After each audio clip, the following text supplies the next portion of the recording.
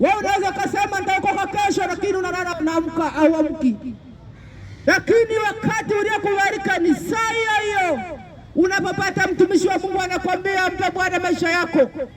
Usifanye moyo wako kuwa mgumu. Mpendwa msikilizaji, unaposikia mtumishi wa Bwana anasema wakati ni sasa kumrudia Bwana, mpe Bwana moyo wako, na wewe utaona utukufu wa Bwana juu yako. Sema maneno haya kutoka ndani ya moyo wako. Sema, Bwana Yesu, mimi ni mwenye dhambi, ninakuja kwako, ninaomba uniokoe. Futa majina yangu kwenye kitabu cha hukumu, andika majina yangu kwenye kitabu cha uzima wa milele. Asante Bwana Mungu mfalme wa amani mtakatifu, utukufu na wako na nguvu ni zako, maana wewe ndiye unayeokoa na kuponya watu wako. Bwana, asante Mungu, ninaamini hao watu umewakomboa sasa.